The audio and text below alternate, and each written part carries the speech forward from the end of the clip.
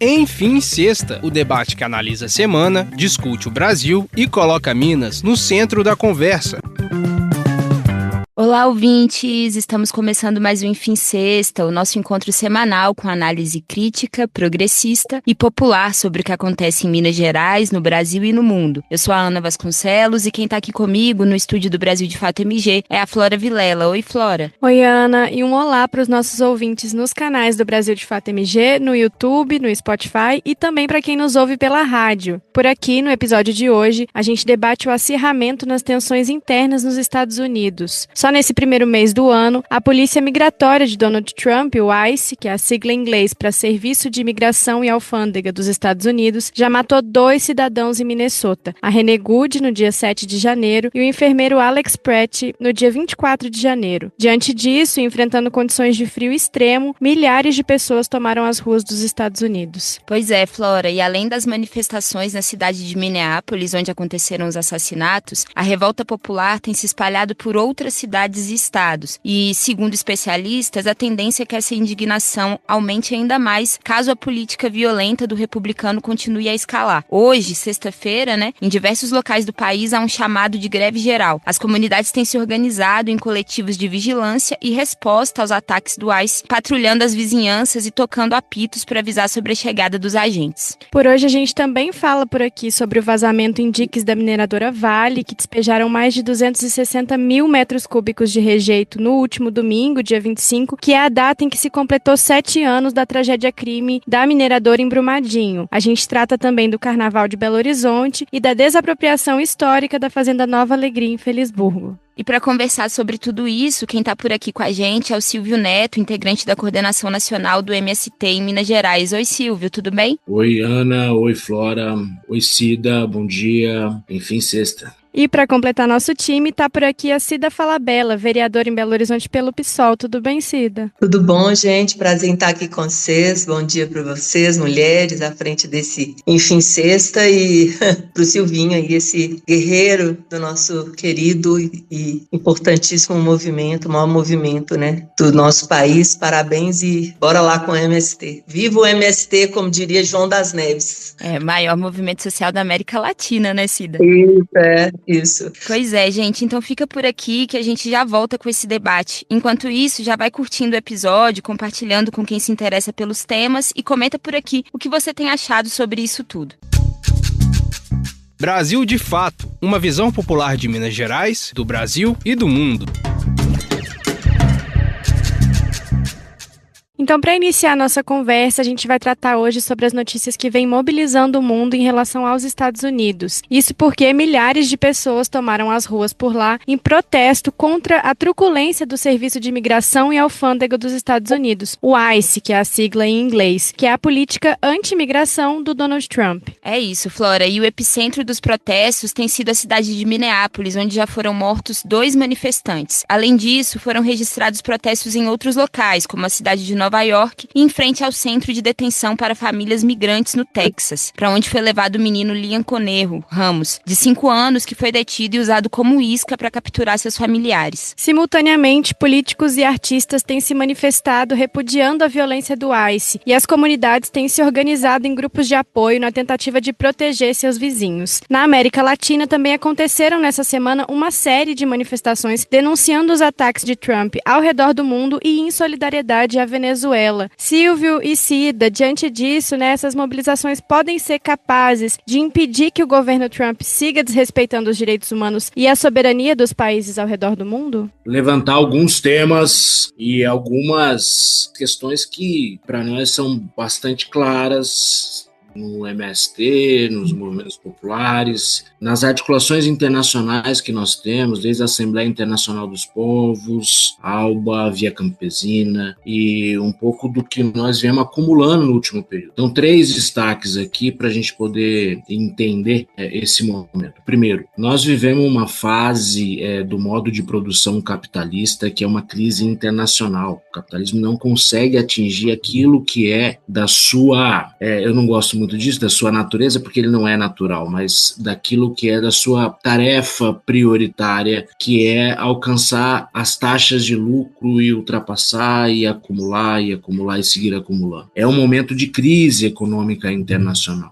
Isso tem gerado para nós um resgate histórico. A última vez que uma crise nessa dimensão aconteceu, gerou 2 guerras mundiais, toda a situação, principalmente na Europa, do nazismo, do fascismo, e nós vivemos uma crise numa dimensão maior do que foi na década de 30. Nesse momento, essa crise destaca 2 elementos importantes. Primeiro, existe uma disputa econômica internacional de qual é o polo que vai hegemonizar internacionalmente. Muito se manifesta na disputa entre os Estados Unidos e a China. Segundo, existe também uma mudança na matriz tecnológica e nós estamos em meio a uma revolução tecnológica muito profunda no mundo. E isso tudo combinado, para o modo de produção capitalista, existem 2 saídas para seguir ainda avançando e dominando e acumulando. A primeira é aprofundar essa mudança da matriz tecnológica, é aproveitar essa avenida ainda de acumulação, principalmente na matriz energética. E nós temos ainda um ponto a discutir aqui, que é sobre as barragens em Minas, que está totalmente ligado a isso. Segundo elemento é a guerra. A guerra, ela é parte de uma estratégia de acumulação dos capitalistas, de manutenção do poder imperial dos Estados Unidos. A guerra é fundamental. Quando se destrói uma ponte, se reconstrói a ponte. Quando se queima uma munição, dispara uma bala, um míssil, tem que se recompor isso. E isso gera mais lucros, independente da vida. Isso gera lucro. E os Estados Unidos, então, têm usado da guerra como um fator de acumulação de riqueza, de acumulação capitalista. E não é à toa que nós vivemos um massacre na Palestina, não é por acaso que nós vivemos os conflitos na África, não é por acaso o ataque à Venezuela. Isso tudo se junta muito com essa circunstância toda que está passando os Estados Unidos. Também diante a crise, aumentar o ódio, a xenofobia, aumentar esse nível de intolerância, ele é necessário para que culturalmente possa se dominar os povos. Sobre as manifestações que a gente tem tido notícia, uma coisa para nós é muito clara: nós não vamos reverter essa situação no Brasil, na América Latina, no mundo, sem a mobilização de massas, sem a participação e a luta de massa. As diversas lutas têm um papel fundamental. As lutas ideológicas, até as lutas institucionais, nós temos clareza da importância que tem de ocupar espaços dentro do Estado. Estamos aqui com a nossa camarada de luta institucional aqui num ambiente difícil, né, Cida, que é a Câmara dos Vereadores de Belo Horizonte. E tem uma importância muito grande. Porém, a luta de massa é o que determina. O que vira o jogo é a luta de massa. O que vira o jogo é a capacidade que os povos têm de se mobilizar e de fazer o enfrentamento a essa barbárie. Tomara que seja só o chiado da panela de pressão nos Estados Unidos, que a gente tenha grandes mobilizações de massa, e isso vai derrotar a sanha e a crueldade do Trump. Então, quando você estava falando dos Estados Unidos e da guerra, né, da guerra como uma acumulação capitalista, como no extremo, né, porque pensando no Brecht, né, no Bertolt Brecht, que sempre fez esse debate nos textos dele, dos espetáculos, que ele coloca a guerra é praticamente a melhor, entre aspas, obviamente, tradução do capitalismo, né. Ele tem um texto numa Encoragem que ele fala: somente a guerra para colocar tudo em ordem. É como se a guerra organizasse o capital, entendeu? Então, assim, é isso mesmo, assim, a guerra, né, obviamente ela tem os seus embasamentos políticos, né, ela não consegue acontecer se não há condições políticas, mas basicamente ela é movida por interesses econômicos e do capital, né? Então isso é fundamental a gente pensar. A gente acompanha, né, ontem a gente fez uma reunião geral de mandato e a gente sempre começa com uma análise de conjuntura internacional, nacional, estadual. O estadual a gente pula, né, porque eu não sei o que falar do Zema mais, assim, não é que pula porque não é importante, é porque, meu Deus, faltam palavras, teria que ter um dia inteiro para ficar falando do desgoverno Zema, né? Então, ontem a gente estava falando disso, estava avaliando a questão americana, o papel da Suprema Corte, né? Como que isso é sempre a grande disputa aqui no Brasil também, além do Senado agora, como que eles querem estar nesses lugares de decisão, exatamente para que o presidente fique, vamos dizer, protegido, né? Imagina, né? Aqui a gente consegue colocar um ex-presidente na cadeia. E o papel do Supremo é fundamental, além dos movimentos sociais. O peso dos movimentos sociais nos Estados Unidos em termos de organização é bem diferente do nosso. Não sei se você concorda, Silvinho, né? São grandes ondas de protesto, né? Black Lives Matter, mas assim, não tem o enraizamento e a continuidade como temos aqui no Brasil, que faz uma diferença também. Então, esse movimento que está nas ruas, ele precisa elevar de nível, né, para a organização política, para poder, de fato, conseguir barrar absurdos de Trump, né? E outra coisa é que o Trump ele não escolhe a guerra no sentido, que é uma coisa curiosa, né, que a Júlia fala, que a gente debateu ontem, que os democratas fazem mais guerra do que os republicanos, que é uma coisa assim, ou seja, os Estados Unidos sempre estão usando a guerra como esse lugar de dominação. O Trump está usando isso mais estrategicamente, apoiando, né, Israel na Palestina, descaradamente, sequestrando Maduro e provocando essa crise. E com o tarifaço, é mais estratégico no sentido de invasão de países, da guerra física mesmo, né? E isso é também curioso, na forma dele agir com esse aval da Suprema Corte. Pegando, né, já que Silvinho fez toda essa análise macro, né? Pensando que no Brasil, eu acho que uma das grandes lutas nossas, assim, é garantir, né, que, sobretudo o Senado, que é o lugar onde é possível, no final das contas, barrar o avanço de projetos nocivos ao país, a grande tentativa da extrema-direita é ocupar o Senado, né? Então, a nossa luta pelo Senado, um Senado que possa ter uma representatividade, é fundamental para que a gente possa, né, além de eleger Lula, ter um Senado que possa barrar esses absurdos, porque se a institucionalidade não funciona, dando esse suporte para o que está acontecendo, a gente fica muito vulnerável, né? É por isso que a gente também defende ocupar esses espaços, não como um fim, mas como um meio de catalisar as lutas populares, não falar em nome de ninguém, mas de megafonizar as vozes para que elas possam chegar em todos os lugares e que as instituições não se fragilizem tanto diante de tantos desmandos, de tanta autoritarismo. Verdade, Silvinho, Cida, e também está no centro dessa estratégia de reorganização do capital, ampliar, né, o saque dos recursos naturais ao redor do mundo, algo que se expressa muito na lógica predatória com que se tem a mineração, por exemplo, né, em empresas privadas com capital estrangeiro atuando, inclusive aqui no Brasil, com essa lógica também, né, para contribuir com esse processo de reorganização do capital. E com esse gancho, queria trazer um pouco agora o nosso tema aqui para Minas Gerais, né? Nessa semana a gente passou aí mais uma vez por momentos difíceis em relação, né, à mineração. Na madrugada do último domingo, dia 25 de janeiro, que inclusive também é o dia em que se completou 7 anos do crime da Vale em Brumadinho, ocorreram 2 vazamentos em minas da mesma mineradora, também da Vale, entre Ouro Preto e Congonhas. Mais de 260 mil metros cúbicos de lama foram derramados e, segundo a prefeitura da cidade, ainda que não tenha havido vítimas, né, há um grande impacto ambiental ali na região. Além disso, aconteceu um terceiro derramamento de resíduos de mineração na quarta-feira dessa semana, atingindo o Rio Maranhão, que é um afluente do Paraupeba, que inclusive, né, o rio que foi contaminado com o crime da Vale em 2019. E, diante disso tudo, eu queria perguntar para vocês o que nós aprendemos, né, com os crimes da Vale em Brumadinho e Mariana, o que nós não aprendemos ainda e o que falta para a ação do poder público ser mais incisiva no sentido de evitar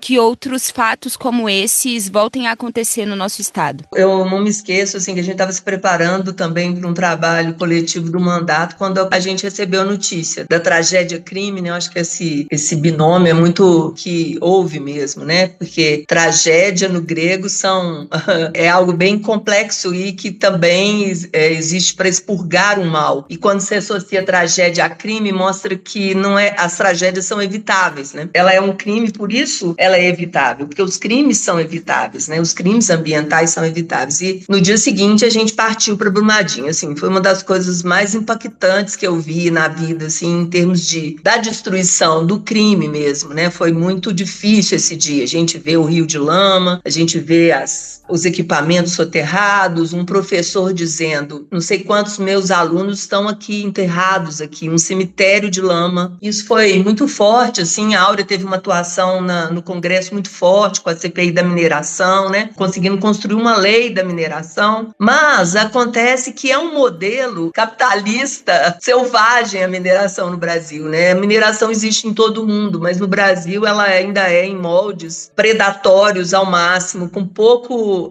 benefício para as comunidades, o imposto que fica é muito pequeno, e eu particularmente assim, não acredito nem numa possível mineração que possa ser razoável. Eu acho que a mineração é algo mesmo que remonta a uma exploração do nosso país, desde a corrida do ouro, dos diamantes. Eu acho que ela não tem mais saída para esse momento que a gente vive. Ela gera empregos, ela gera algum suporte na área econômica, os seus males, os seus impactos ambientais, sociais, culturais, eles são gigantescos demais. Então, eu acho que, de fato, é difícil sair desse modelo, mas é um modelo que precisaria ser, talvez, abandonado ou, no mínimo, reduzido os impactos e a responsabilização dessas grandes empresas, né, que contam mortos, que já consideram impactos com pessoas mortas. Isso é que é o terrível, é como se fossem peças de um tabuleiro que não faz diferença para essas empresas. É muito simbólico que no dia que se marca os 7 anos tenha acontecido outra coisa, e o discurso é sempre minimizado. Não, tá tudo sob controle, tá tudo funcionando, no outro dia outro vazamento, no outro dia outro, ou seja, não há controle sobre isso, a razoabilidade dessas mineradoras, né, não há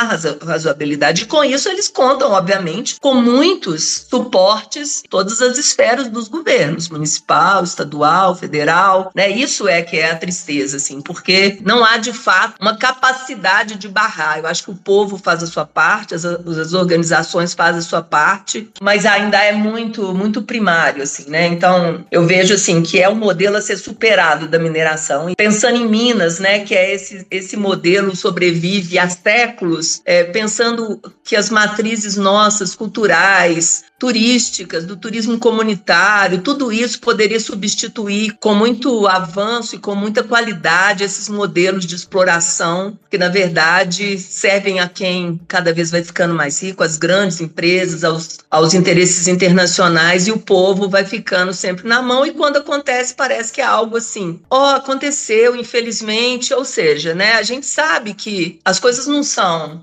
gratuitas. Isso significa que eles sabem o risco que a população está correndo, mas a população não é informada disso, obviamente. Eu espero que a gente consiga superar a mineração por outros modelos econômicos, e acho que esse é o grande debate nesse momento de emergência climática, fim do mundo anunciado aí, poucos segundos para o fim do mundo. Eu acho que a gente vai ter que pensar em outras formas de viver, e nesse sentido os povos e comunidades tradicionais, os povos indígenas nos ensinam muito, né? Não existe outro planeta, o planeta é todo um complexo de inter-relação, não existe divisão entre homens, animais, o reino vegetal, mineral, somos todos uma coisa só, é a grande terra-mãe, e a gente vive num sistema que desconhece isso o tempo inteiro, e que prejudica sempre as pessoas mais pobres, as pessoas mais vulnerabilizadas, povos e comunidades, quilombos, ribeirinhos. Eu sou bem pessimista, assim, em achar que há uma solução, além, obviamente, da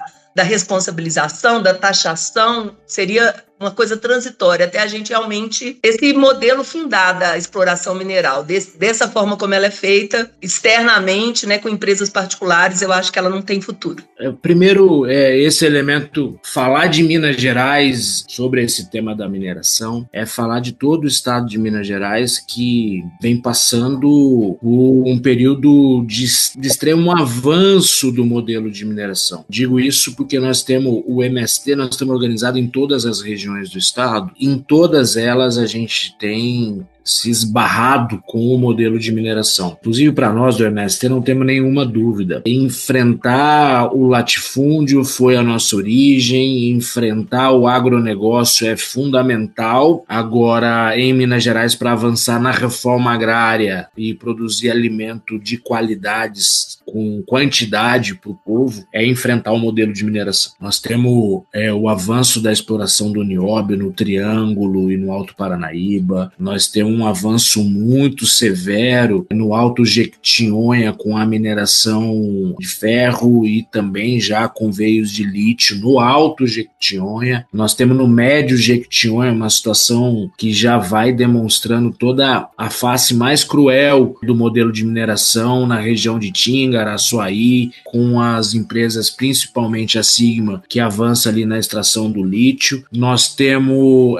na região da Zona da Mata com a bauxita, nós temos as terras raras, né, no sul de Minas, o cobalto, e também exploração mineral que muitas vezes a gente não leva em consideração, mas que é a água, todo o circuito das águas de Minas Gerais. Nós temos o urânio também sendo explorado no estado de Minas Gerais, e nós temos todo o quadrilátero ferrífero em colapso. Belo Horizonte cercada por barragens de rejeito que não suportariam uma chuva como caiu no Rio Grande do Sul ano passado. Nós temos em risco as duas principais fontes de água de toda a região metropolitana, o Arrudas e o Paraupeba. Nós podemos colapsar toda essa região com uma chuva que nem caiu no Rio Grande do Sul. Esse modelo, ele é um modelo que, do ponto de vista da estratégia capitalista de acumulação de lucro, ele é viável. O lucro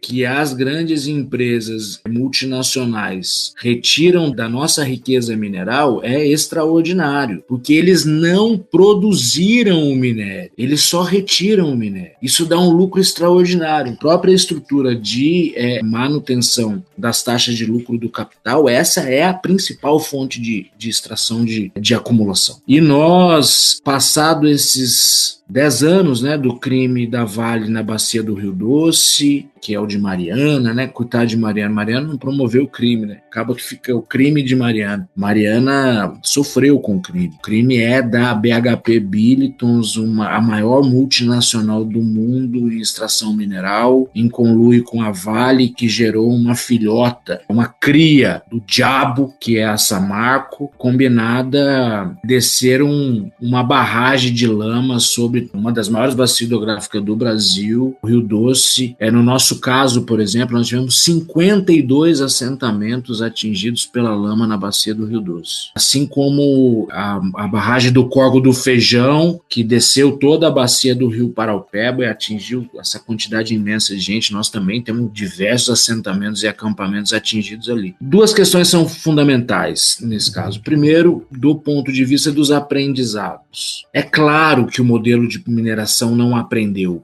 porque ele não é feito para aprender, ele é feito para o lucro. E diante as situações de crise, não tenham dúvida, a oscilação na Bolsa de Valores do valor da tonelada do minério impacta se a barragem vai estourar ou não. O que determina se a barragem estoura ou não é a Bolsa de Valores.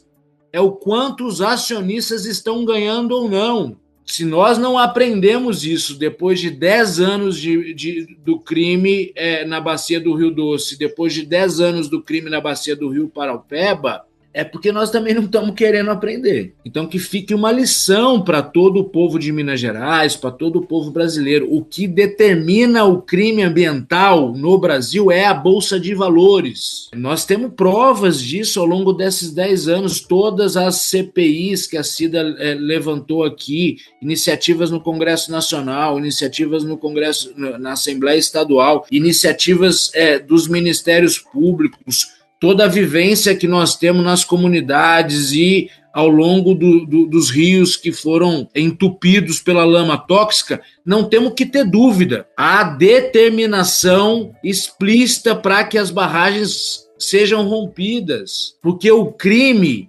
vale mais do que a vida. nós temos uma segunda coisa que precisamos fazer uma profunda avaliação ao longo desses 10 anos aí, depois da maior ambiental, que foi a da Bacia do Rio Doce, e o maior crime socioambiental, que foi na Bacia do Rio Paraupeba, né? Nós temos que promover ações de enfrentamento mais diretos, em 2 aspectos. O primeiro, nós podíamos resgatar, nós temos dito isso no MST, nós tínhamos que resgatar a tradição, inclusive, dos povos da Amazônia, que foi expressada pelo Chico Mendes, fazer um empate nessas barragens. É tarefa do povo ir para lá e parar as máquinas e ocupar todos esses canteiros que estão colocando a nossa vida em risco. Nós teríamos que fazer grandes mobilizações nos territórios de mineração. Segunda tarefa nossa, nós temos que apresentar uma alternativa. Não dá também só para fazer a denúncia, nós temos que anunciar. Nosso caso, nós temos também ao longo desses 10 anos o Programa Popular de Agroecologia na Bacia do Rio Doce e na Bacia do Rio Paraupeba. Tanto porque não tem outra forma de restaurar esses territórios atingidos se não for com a participação popular. Quem vai plantar as árvores, quem vai recuperar o solo, quem vai recuperar a vida nesses territórios é o povo desses territórios. E que isso sirva de exemplo também mundialmente, porque os crimes eles avançam pelo mundo afora. E as reparações, e aqui nós tivemos diversas experiências, e é tão contraditório que eles estão usando os recursos, consequência do crime, para fortalecer o próprio modelo que promoveu o crime. Aqui como denúncia,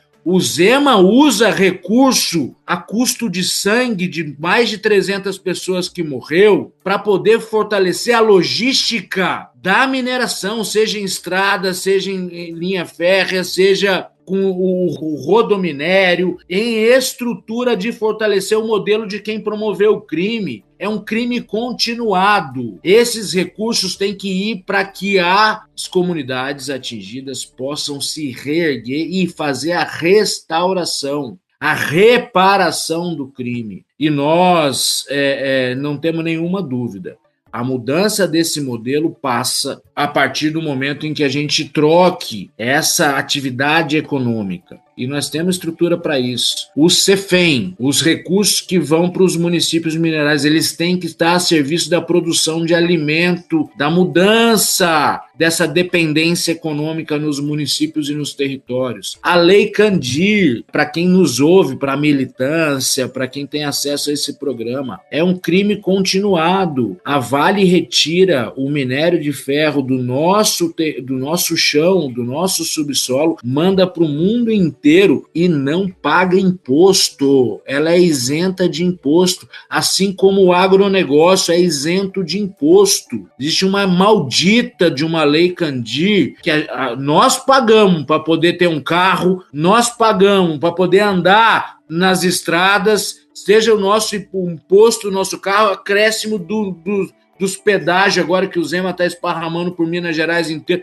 Então nós pagamos. Enquanto isso, a Vale, a Cargill, a Monsanto, as grandes multinacionais que exploram nossos recursos naturais não pagam um centavo de imposto. Essa denúncia não adianta mais nós fazer só nos microfones ou só nos parlamentos. Nós temos que mobilizar o povo, explicar isso para o povo e botar o povo a cobrar isso na rua, nos territórios, nos empates. Nós temos que ir para cima dessa turma para dizer: aqui não dá mais. Nem no inferno deve ser assim. E nós temos que enfrentar isso para poder sair dessa situação. É isso, Silvio, Cida. E aí é muito importante reforçar, né, como a Cida trouxe, como o Silvio trouxe, que não existe um modelo de mineração sustentável e que em Minas tem mais de 30 barragens em nível crítico de segurança. A gente conversou sobre isso com a Maria Regina da Avabrum também no episódio do Visões Populares do dia 21, um pouco antes desses vazamentos, né? Então, se você também quiser se aprofundar sobre o debate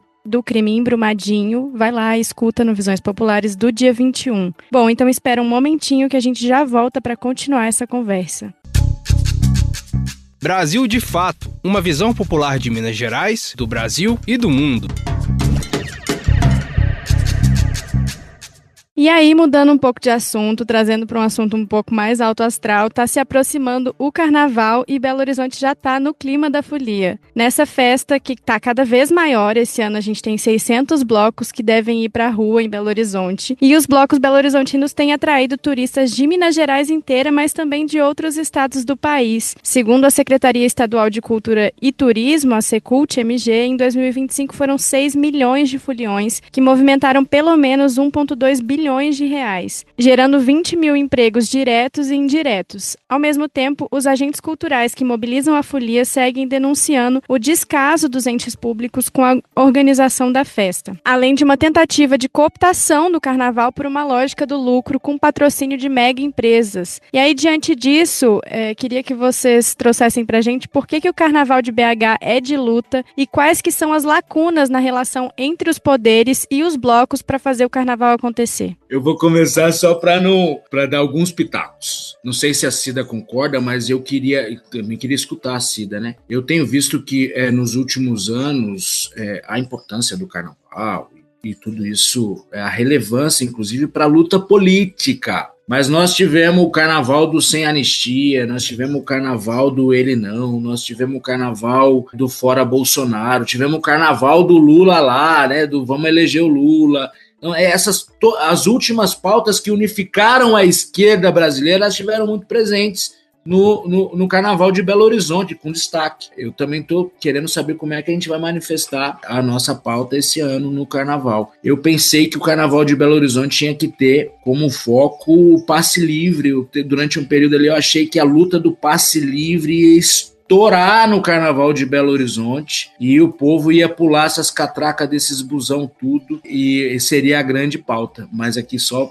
Também tô dando uma de jornalista aqui para Cida, não vou também perguntando. Eu sou vereadora e tenho muito essa perspectiva municipalista, assim, de exercer esse poder legislativo. Então, as pautas da cidade, assim, da cultura, e aí o carnaval entra desde o primeiro momento do nosso mandato, lutando contra o monopólio, desde 2017, e a gente conseguiu construir dentro da Comissão de Cultura um GT do carnaval, e a gente conseguiu construir uma lei geral do carnaval, uma das poucas cidades brasileiras que tem uma lei geral do carnaval. Não está ainda totalmente regulamentada, mas já está vigente, então muitas coisas já estão ali, que considera essa pluralidade de elementos e de atores e atrizes do carnaval, né?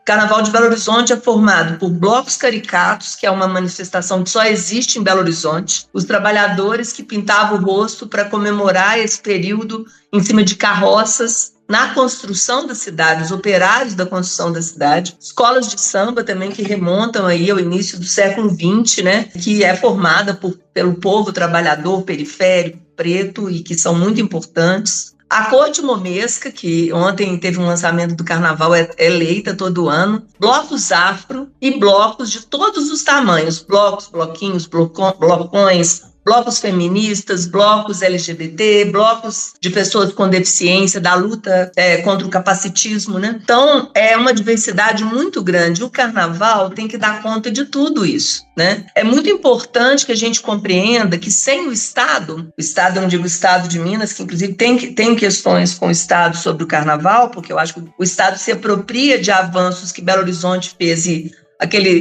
quer sentar na janelinha dizendo que eles é que fazem o carnaval, quando na verdade a recuperação, né? Considerando que blocos caricatos, escolas de samba já estavam ali se mantendo a duras penas, em muitos períodos que foi dito carnaval, que Belo Horizonte era o túmulo do samba, que não tinha mais carnaval, não tinha mais desfile. Então o Estado pega isso, se aproveita, investe dinheiro, né, direto da CEMIG através de lei de incentivo e desequilibra um pouco essa balança, mas, ao mesmo tempo, é bem-vindo todo recurso para o carnaval. Então, assim, por que ele é de luta? Porque, a partir de um momento de luta contra o governo Lacerda, contra proposições do governo Lacerda que impediam o uso do espaço público pela população, a famosa, sobretudo, Praça da Estação, que ele fechou, não queria que as pessoas se manifestassem, o povo ocupa esses espaços com a Praia da Estação, é um momento de ocupações urbanas muito forte em Belo Horizonte, né? A luta pela Isidora, o espaço comum Luiz Estrela, tudo isso vai formando um grande caos caldo cultural e que vai muitos que se questionavam por que a gente tem que sair de Belo Horizonte no carnaval, e vão recuperando, né, essa ideia de poder ocupar a sua cidade, né? Então, ali no Brasil 41, da Dona Jacira, na Praça do BG ali, na Praça Floriano Peixoto, Santa Teresa, e nos bairros também, né? Então, é importante que haja, sim, Estado, que haja prefeitura. E durante esses anos, a participação da prefeitura é fundamental, gente. Então, assim, eu acho que quando a gente fala, critica que o carnaval, que não há apoio, eu acho que é o contrário, assim, o carnaval de Belo Horizonte não acontece sem a ação da prefeitura, porque carnaval é banheiro, é limpeza urbana, é BH Trans funcionando, é polícia civil, militar e guarda municipal, é uma grande operação urbana, é uma das maiores do país, para tentar garantir o que a gente luta, diversidade, respeito no carnaval, que todos os blocos de todos os tamanhos saiam, que cada vez mais blocos consigam contar com apoio financeiro, né, de 600 blocos, em torno de 130 ou 140 conseguiram esse recurso, outros não, né, tem uma limitação aí financeira. E nesse ano em Belo Horizonte, por exemplo, nem aconteceu nada relativo a monopólio, não tem nenhuma grande empresa, né, do ramo de bebidas investindo. Por quê? Elas preferem ou migram para o Estado ou investem nos blocos diretamente. Então, o que a gente defende é que haja cada vez mais transparência, diálogo. Na nossa lei prevê, inclusive, uma formação de uma comissão, de um conselho paritário, com representantes de todos os segmentos do carnaval, junto com o poder, para poder construir esses editais, construir essa lógica, construir essas questões, né? Esse ano a gente vai ter muitos shows, né, anunciados de artistas, de grandes artistas, de bloco. É uma coisa mercadológica mesmo, porque o mercado vê o espaço e traz, só que isso não é pago com dinheiro público, mas há o espaço na agenda, uma negociação. Então você vai ter Marina Sena, você vai ter Pedro Sampaio, você vai ter muitos grandes artistas nacionais renomados, o que eu acho que, assim, não tira o espaço dos outros, mas deveria conviver, porque Belo Horizonte tem uma cena eletrônica forte, a Belo Horizonte tem uma cena de shows e de eventos grandes também. Então, assim, eu vejo que o nosso papel enquanto legislativo é fiscalizar essas ações, fiscalizar se tudo está funcionando bem e apostar que cada vez mais o carnaval de Belo Horizonte vai manter as suas características fundamentais, sem corda, sem abadá, para todo mundo, com um carnaval diurno, né, principalmente, um carnaval com segurança para as mulheres, para as pessoas LGBT saírem sem serem atacadas. Eu vejo que a gente avançou bastante. Cada ano é um desafio diferente, sim. Acho que o carnaval ele sempre levou pautas, a pauta da mobilidade urbana fundamental, a pauta feminista fundamental, a pauta antirracista. Temos vários blocos que trabalham, e para nós é o seguinte: carnaval é o ano inteiro, ele não é só o momento do acontecimento dos 10 dias, 20 dias que o carnaval de Belo Horizonte dura. O carnaval é o ano inteiro, ele gera emprego, ele gera renda, ele gera pertencimento, ele gera movimentação na cidade, ele é tradição e é invenção.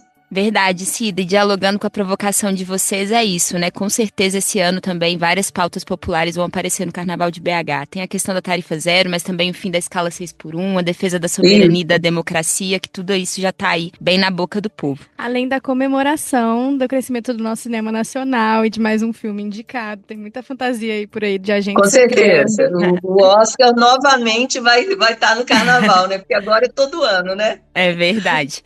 Gente, o nosso tempo basicamente já acabou, mas a gente não poderia fechar o programa de hoje sem mencionar uma conquista histórica que tivemos nessa semana, né? Após mais de 20 anos de resistência, o presidente Lula decretou a desapropriação da antiga fazenda Nova Alegria por seu interesse social, né, em relação à reforma agrária. A ocupação, que é localizada no Vale do Jequitinhonha, foi vítima de um massacre, né, que ficou conhecido como Massacre de Felisburgo, quando, em 2004, o fazendeiro Adriano Chafik, seu primo, e outros jagunços invadiram o acampamento Terra Prometida e assassinaram 5 trabalhadores rurais sem terra. Agora, com esse novo decreto do presidente Lula, mais de 60 famílias que vivem no acampamento terão seu direito assegurado. E eu queria que vocês comentassem, né, pra gente finalizar o nosso programa comemorando também essa conquista, qual que é a importância, né, dessa medida do governo federal. É sempre falar do acampamento Terra Prometida, falar de Felisburgo para qualquer militante do MST, para qualquer militante social, é sempre muito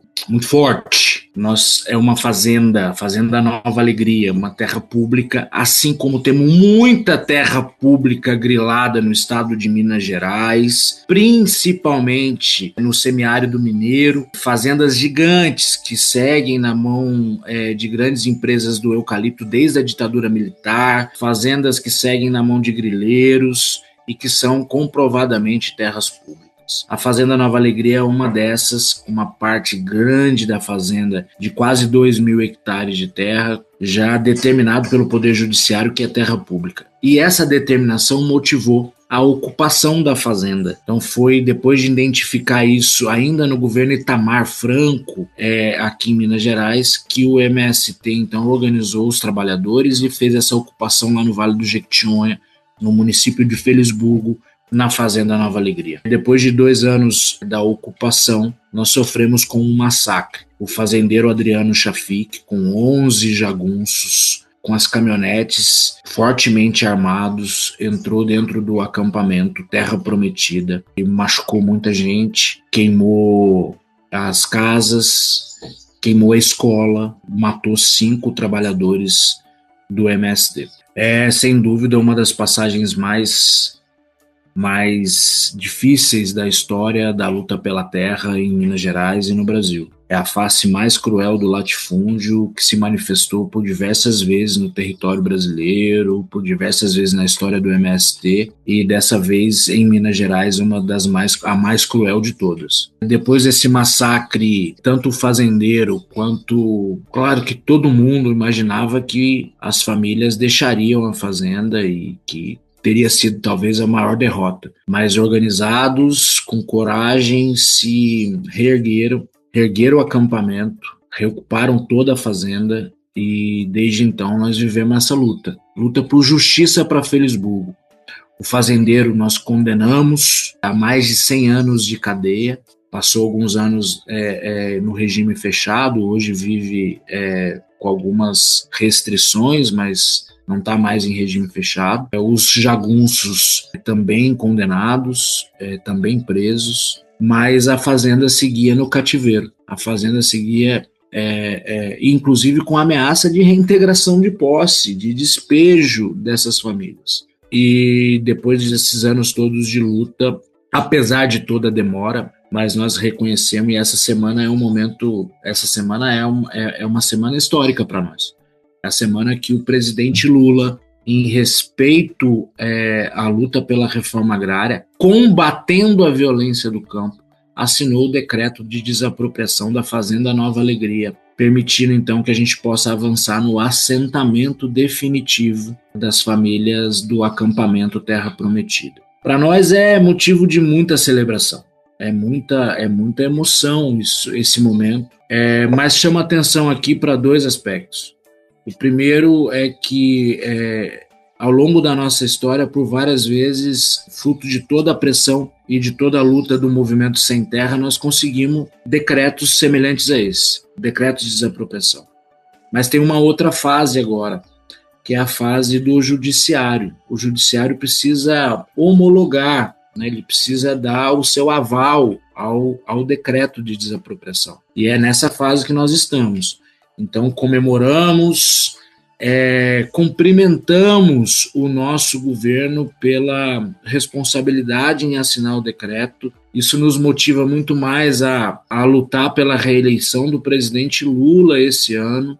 Nós sabemos que se não é um governo que tem essa sensibilidade social, que tem essa compreensão da importância da reforma agrária, que tem essa compreensão de enfrentar a violência no campo, um decreto como esse não teria acontecido, mas ao mesmo tempo nós também já passamos para essa fase agora de reivindicar que o Poder Judiciário seja breve em homologar, para que a gente possa brigar com o INCRA para que o assentamento Terra Prometida seja um exemplo para todo o Vale do Jequitinhonha de resistência, assim como o acampamento de resistência, de produção, e agora um assentamento possa ser ainda mais. E aproveito aqui, Floriana e Cida, para cumprimentar, para agradecer em nome do Movimento Sem Terra, agradecer a todos que se envolveram nessa luta ao longo de toda essa caminhada. Não teria sido possível a resistência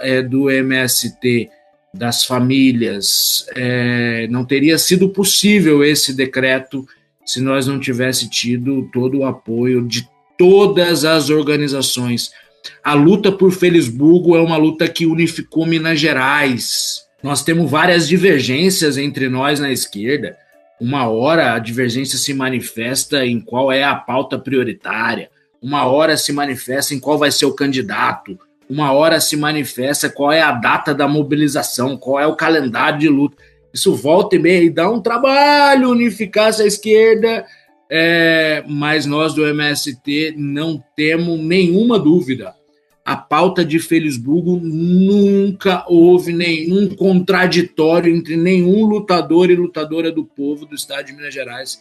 Ela sempre somou e ela, inclusive, foi berço, nessa contradição toda da vida, foi berço dessa unidade do movimento do campo todo de esquerda na luta contra os nossos inimigos. Então, cumprimentamos todos, aproveitando esse espaço, e esperamos em breve poder convocá-los todos lá para Felisburgo, para um grande ato de homologação do decreto combinado com a criação do assentamento, com muito festejo sem terra e muita fartura de alimentos. Bom, saudar de novo o MST, dizer que os companheiros que tombaram nessa luta serão sempre lembrados pela sua braveza, mas que não queremos nenhum de nós a menos, e que essa terra prometida seja hoje, não seja mais amanhã. Parabéns, MST, é uma honra poder dividir um programa com você, Silvinho, e vocês ensinam muito para a gente, ensinam resiliência, resistência, ensinam luta, ensinam camaradagem, ensinam que a terra, essa terra nos dá tudo que a gente precisa, mas que só é possível realmente ter um Felisburgo, uma cidade feliz, se houver igualdade, se houver partilha e sem haver exploração de um homem pelo outro. Então, para cima e avante aí nessas lutas que não vão ser fáceis nesse ano, estamos juntos. Muito obrigada, mulheres, pelo espaço nesse programa. Fico muito honrada em participar e vamos juntos aí nesse ano eleger Lula e combater a extrema-direita e avançar cada vez mais. É isso, gente. Obrigada pela participação de vocês e a gente se encontra de novo na próxima sexta-feira, ao meio-dia, no canal do Visões Populares aqui no Spotify ou no YouTube,